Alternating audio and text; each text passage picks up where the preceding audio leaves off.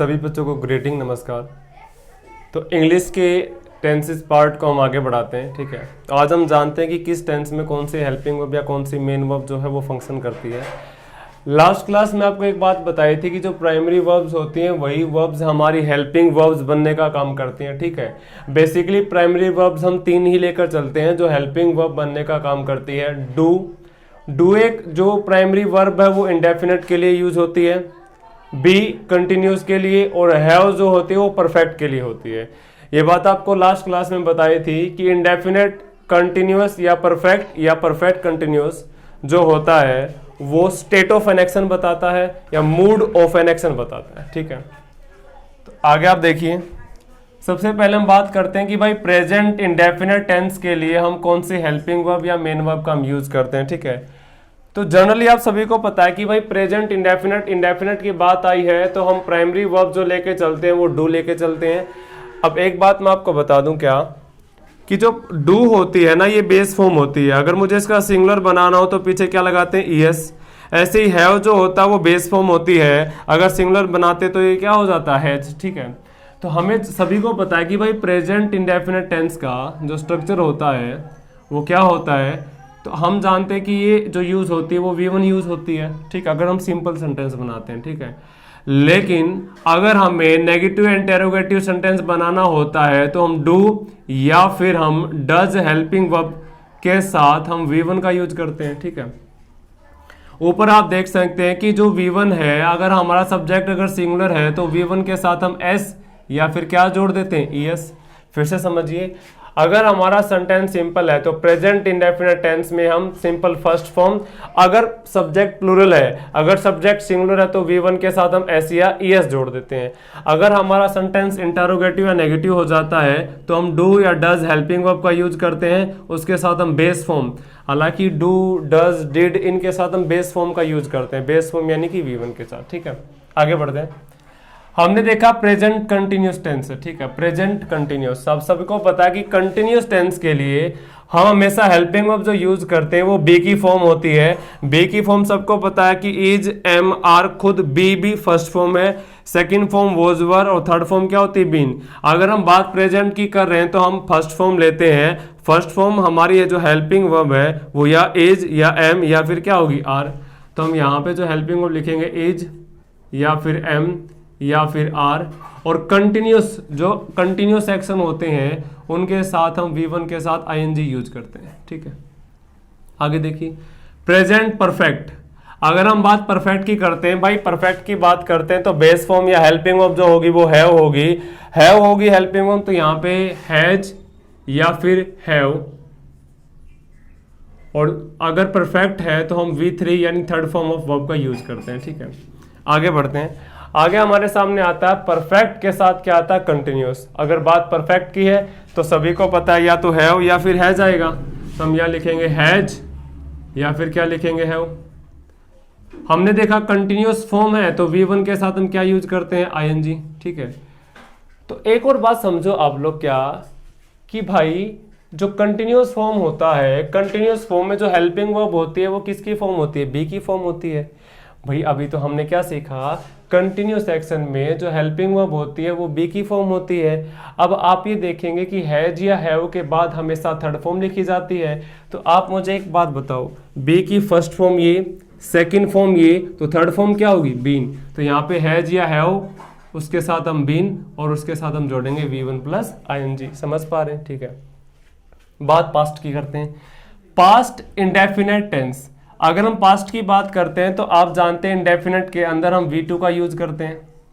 अगर हमें helping verb चाहिए इंडेफिनिट की हेल्पिंग वर्ब क्या होगी, डू, और डू की जो सेकंड फॉर्म होगी वो क्या होगी, डिड। तो या तो हम अगर हम हेल्पिंग वर्ब चाहिए तो डिड के साथ हम यूज करते हैं V1, ये सिंपल सेंटेंस में, ये इंटेरोगेटिव या नेगेटिव सेंटेंस में। अभी आप सीख लीजिए, सब कुछ सिखाएंगे धीरे धीरे, ठीक है। पास्ट कंटिन्यूस टेंस, भाई पास्ट है, सेकंड फॉर्म आएगी। कंटिन्यूस के लिए बी की फॉर्म, और बी की जो सेकंड फॉर्म है या तो वोज या फिर वर। भाई पास्ट के लिए सेकंड फॉर्म आनी है। फिर से देखो, प्रेजेंट के लिए फर्स्ट फॉर्म, देखो ये फर्स्ट फॉर्म है, ये भी फर्स्ट फॉर्म है। प्रेजेंट के लिए फर्स्ट फॉर्म, ये पूरी फर्स्ट फॉर्म है। परफेक्ट यानी कि ये प्रेजेंट परफेक्ट है, प्रेजेंट है तो ये फर्स्ट फॉर्म है। फिर से देखो प्रेजेंट परफेक्ट कंटिन्यूस, तो ये भी क्या फर्स्ट फॉर्म है। यानी कि देखो ये सारी फर्स्ट फॉर्म हमने यूज की हेल्पिंग वर्ब की, किसमें, प्रेजेंट में। पास्ट में क्या यूज करेंगे भाई, पास्ट में यूज करेंगे हम सेकंड फॉर्म। पास्ट में क्या यूज करेंगे, second form. Past indefinite second form main verb. अगर हमें हेल्पिंग वर्ब चाहिए तो डिड सेकंड फॉर्म के साथ हम बेस फॉर्म, डू डज या डिड के साथ हमेशा बेस फॉर्म यानी V1 यूज की जाती है। ठीक है, आगे बढ़ते हैं। पास्ट की बात है तो हम हमेशा चलेंगे V2 सेकंड फॉर्म पे।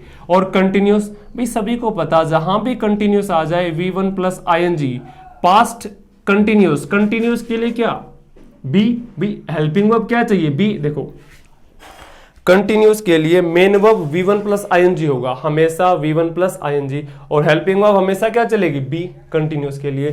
तो भाई पास्ट की बात है तो बी की सेकंड फॉर्म क्या है, आपने कहा वॉज वर, तो आपने लिखा यहाँ पे वॉज या फिर वर के साथ हम जोड़ देंगे V1 प्लस ing। आ जाओ परफेक्ट। ठीक है, परफेक्ट के लिए हैव, पास्ट है तो सेकंड फॉर्म हैड, तो हमने लिखा हैड। और परफेक्ट में हमेशा थर्ड फॉर्म तो चलती ही है। जिस प्रकार कंटिन्यूस में V1 प्लस ing चलता है उसी प्रकार परफेक्ट में V3 चलती है। ठीक है, पास्ट परफेक्ट, देखो पास्ट परफेक्ट कंटिन्यूस, पास्ट है तो भाई पास्ट है और परफेक्ट भी है और कंटिन्यूस भी है। तो सबसे पहले तो मुझे बताओ कंटिन्यूस के लिए आप क्या यूज करोगे, V1 प्लस ing यूज करोगे। आपने देखा परफेक्ट के लिए हम क्या यूज करेंगे, हैड, क्योंकि पास्ट में है। परफेक्ट के लिए हमने क्या यूज कर लिया, हैड। अब अगर ये कंटिन्यूस है तो कंटिन्यूस की हेल्पिंग वर्ब क्या है, बी, और बी की सेकंड फॉर्म, सॉरी अगर हमने देखा कंटिन्यूस है, कंटिन्यूस के लिए बी, और यहाँ पे परफेक्ट के बाद अगर हमें कोई भी फॉर्म यूज करनी पड़े तो हमेशा थर्ड फॉर्म आएगी। तो आप सभी को पता है कि भाई बी की जो थर्ड फॉर्म है वो क्या है, बीन। यहाँ पे देखो had been plus V1 plus ing। फिर से आप समझ लीजिए कंटिन्यूस एक्शन है, आपने कहा है कंटिन्यूस एक्शन में अगर हमें मेन वर्ब चाहिए तो हमेशा V1 plus ing, V1 plus ing, V1 plus ing, बिल्कुल सही है। अगर हमारा सेंटेंस, अगर हमारा टेंस परफेक्ट है तो V3 मैं हेल्प मेन वर्ब की बात कर रहा हूँ। मेन वर्ब में ये भी V3, ये भी V3, मेन वर्ब में ये V1 प्लस ing, ये भी V1 प्लस ing, कंटिन्यूस है V1 प्लस ing, कंटिन्यूस है V1 प्लस ing। अब आ जाओ हेल्पिंग वर्ब। अगर कंटिन्यूस है तो हेल्पिंग वर्ब जरूर बी मिलेगी। अगर प्रेजेंट है तो फर्स्ट फॉर्म, पास्ट है तो सेकंड फॉर्म। अगर हमारा इंडेफिनेट है तो हमेशा हेल्पिंग वर्ब डू मिलेगी, प्रेजेंट है तो डू या डज, और पास्ट है तो डिड। अगर हमारा परफेक्ट है तो हमेशा हैव मिलेगा, प्रेजेंट है तो हैज या हैव, पास्ट है तो क्या होगा, हैड होगा। ठीक है, उम्मीद है इतनी बात आप समझ पा रहे हैं। अब हम चलते हैं फ्यूचर के ऊपर। देखो फ्यूचर जो है वो इंटेंशन बताता है या प्रोबेबिलिटी बताता है, ये फैक्ट्स नहीं बताता। फैक्ट्स का मतलब वो टाइम का वो हिस्सा नहीं बताता जो हमने एक्सपीरियंस कर लिया है। ठीक है, मतलब जैसे मैं कहता हूँ कि मैं आज शाम अपने दोस्त से मिलने जाऊँगा, ठीक है, तो वो जो आने वाला समय है ना वो एक प्रोबेबिलिटी है, वो मेरा इंटेंशन है, वो कोई फैक्ट नहीं है। क्या पता ना भी हो, लेकिन प्रेजेंट या पास्ट वो टाइम है जो हमने एक्सपीरियंस कर लिया है। ठीक है, वो फैक्ट है। ठीक है, फैक्ट का मतलब जो चीज़ वास्तव में है। लेकिन क्या पता मैं अपने दोस्त से मिलने जाऊं या ना जाऊं, ऐसा हो भी तो हो सकता है या नहीं हो सकता। ठीक है, फ्यूचर को हम इंटेंशन या प्रोबेबिलिटी शो करते हैं, इसलिए हम मूड बताता है फ्यूचर। भाई मूड के ऊपर डिपेंड करता है, क्या पता मूड बदल जाए तो मैं ना भी जाऊं। ठीक है, तो इसलिए आप हमेशा विल या फिर क्या यूज करते हैं, सेल का। ठीक है, अब इसके साथ हमेशा V1 यूज करते हैं। ठीक है, आगे बढ़ते हैं। कंटिन्यूस, सभी को पता कंटिन्यूस है तो V1 प्लस ing, फ्यूचर है तो हमेशा विल सेल तो लगाना ही है, फ्यूचर है तो विल सेल हमेशा ही लगेगा। अगर कंटिन्यूस है तो बी की फॉर्म आएगी और विल सेल के साथ हमेशा बेस फॉर्म आएगी बी। ठीक है, परफेक्ट है तो आपने देखा कि भाई देखो विल सेल तो आएगा ही आएगा, विल सेल तो फ्यूचर बताएगा ही बताएगा, प्लस अब आपने देखा अगर परफेक्ट है तो ये हेल्पिंग वर्ब है, प्लस परफेक्ट है तो मेन वर्ब क्या आ जाएगी, थर्ड फॉर्म ऑफ वर्ब। ठीक है, आगे बढ़ते हैं।